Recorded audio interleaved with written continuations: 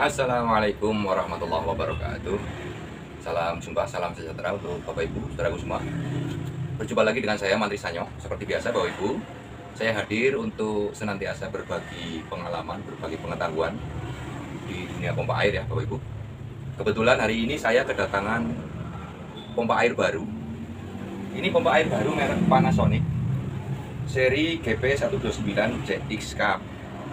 Ini pompa sudah dicoba dipasang oleh seorang teknisi, hanya saja tidak bisa mengalir, sehingga pompa ini dibawa ke sini.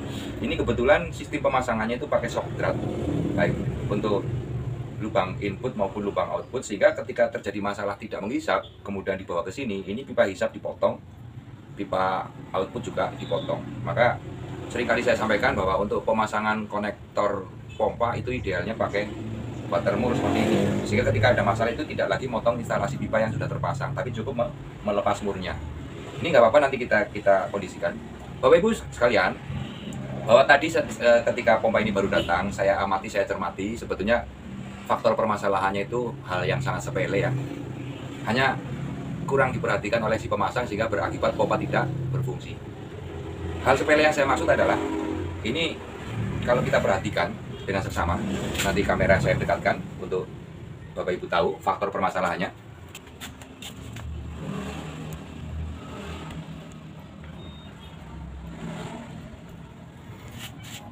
Coba Bapak Ibu perhatikan, ini gambarnya akan saya zoom.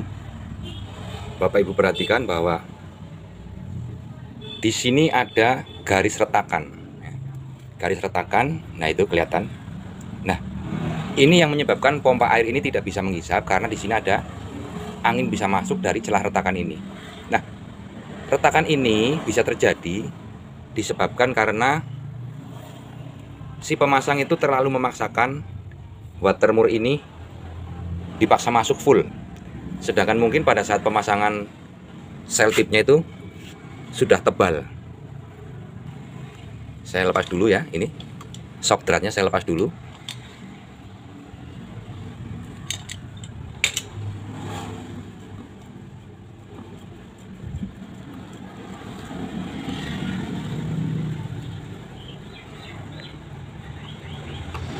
Nah, ketika memasang sel tip di sini sudah tebal, memang bagus ya, tebal itu bagus supaya tidak terjadi kebocoran. Akan tetapi ketika shock drat ini masuk ke lubang input, kemudian terlalu dipaksakan untuk shock drat ini habis sampai mentok, ini yang terjadi adalah lubang flanes ini akan tertekan, melar, akhirnya terjadi retakan. Lah, retakan ini menyebabkan flanes ini menjadi tidak berfungsi normal. Nah, semestinya ketika watermur ini, shock drat ini sudah terisi sel tip tebal, kemudian kita masukkan dalam posisi kencang, tapi masih ada sisa sel tip yang tidak masuk, itu jangan dipaksakan. Nah, contohnya ini yang lubang output ini udah benar ini. Ini tidak masuk semuanya, tapi ini posisi udah kencang. Tadi udah saya cek pakai kunci, ini udah kencang, tapi tidak masuk semua. Itu nggak ada masalah ya. Yang penting terjadi kerapatan karena sudah ada sel tip yang tebal. Nah, tapi untuk lubang input atau lubang flanes ini kan terbuat dari PVC ya, atau terbuat dari plastik. Maka ketika kekuatan putaran udah kencang tapi dipaksakan masuk gara-gara kepengin ujung shock drat ini mentok, yang terjadi adalah flanes ini akan terjadi retakan. Nah, untuk memastikannya kita coba apa betul flanes yang retak itu menyebabkan pompa tidak bisa menghisap. Kita coba ya Bapak Ibu. Kita coba, kita pasang ke pipa input.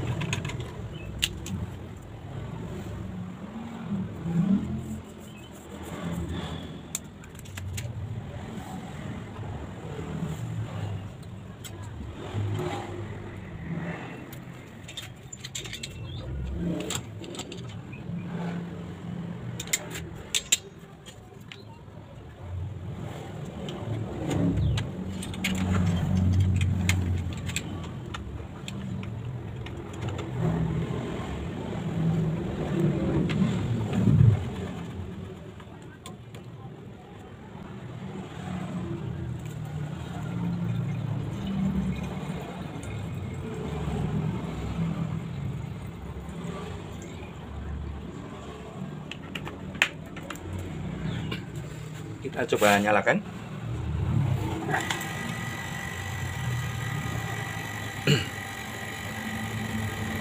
Nah, coba Bapak Ibu perhatikan ketika pompa ini kita coba untuk menghisap, pada kenyataannya tidak bisa menghisap air ya, tidak bisa menghisap air sumur.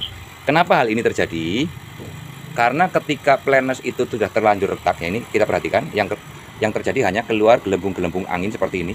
Kenapa hal ini bisa terjadi? Karena retakan tadi yang ada di flanes atau di lubang input ini, itu menyebabkan pompa air ini kekuatan hisapnya itu terkonsentrasi menghisap angin dari celah retakan ini, sehingga air yang ada di sumur tidak bisa keangkat atau ketarik ya.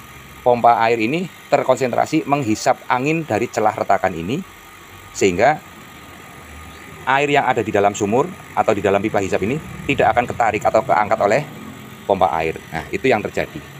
Sehingga untuk jadi bahan perhatian untuk bapak-bapak ini yang mau masang pompa, sekali lagi ketika memasang shock drat yang masuk ke lubang flanes, jangan terlalu dipaksakan untuk mentok. Kalau sudah kencang tetapi tidak masuk semua, itu sudah kita pastikan rapet, sehingga tidak harus mentok sampai ke permukaan flanes, sehingga nanti tidak akan terjadi retak seperti ini. Nah, sekarang kita coba kita buktikan memakai flanes baru, flanes yang tentunya masih normal ya, tidak ada cacat retakan seperti tadi. Kita matikan dulu pompa airnya.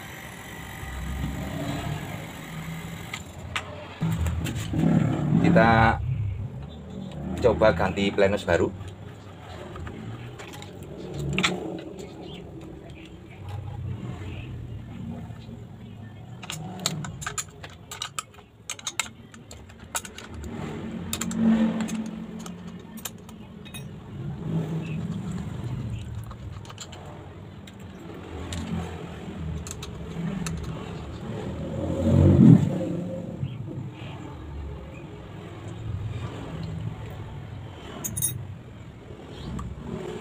Kita lepas klep taboknya, kemudian kita pindahkan ke flanes yang baru.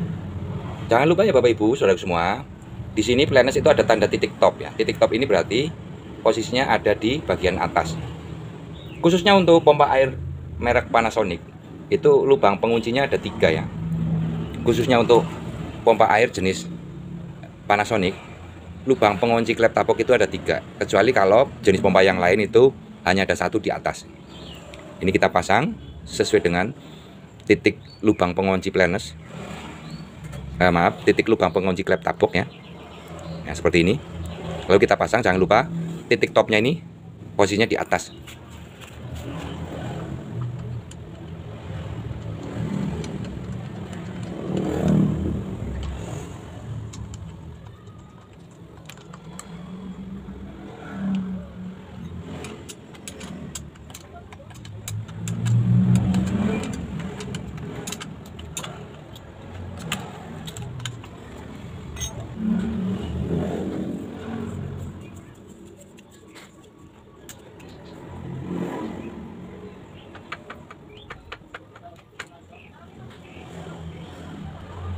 Nah, sekali lagi, ketika kita memasang shock drat ke dalam lubang flanes, kalau dirasa sudah kencang ya, tidak harus dipaksakan untuk masuk lebih dalam supaya ini mepet, tidak harus.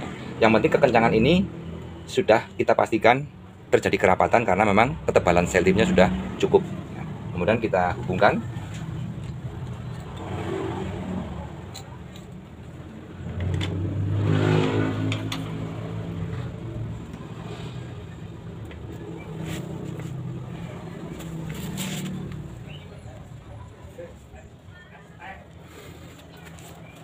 Kita beri air pancingan lagi.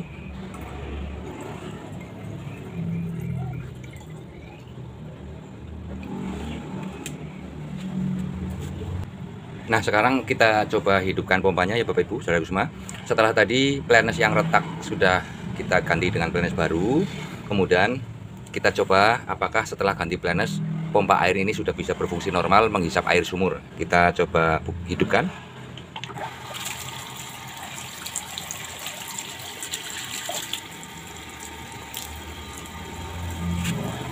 Ya, demikian tadi Bapak Ibu saudara semua. Sekali lagi saya sampaikan bahwa ketika melakukan pemasangan shock drat ya, atau watermore drat yang masuk ke lubang flange itu betul-betul harus dipertimbangkan secara hati-hati. Supaya apa? Supaya tidak terjadi retakan yang berakibat pompa bisa kehilangan kekuatan hisap karena konsentrasi pompa hanya menghisap angin di celah retakan tadi. Sehingga ketika flange yang retak kita ganti dengan flange baru, maka pompa sudah bisa berfungsi normal, mengalir dengan lancar. Demikian Bapak Ibu Saudara semua, semoga konten tutorial kali ini ada nilai manfaat. Dan sekali lagi, pada saat proses pemasangan pompa butuh kehati-hatian supaya tidak terjadi masalah ketika melakukan pemasangan pompa baru. Semoga konten ini bernilai manfaat untuk Bapak Ibu semua. Jangan lupa klik tombol like, share maupun komen. Dan juga bila Bapak Ibu suka dengan channel ini, silakan klik tombol subscribe. Sekali lagi semoga ada nilai manfaat. Sekian, Assalamualaikum warahmatullahi wabarakatuh.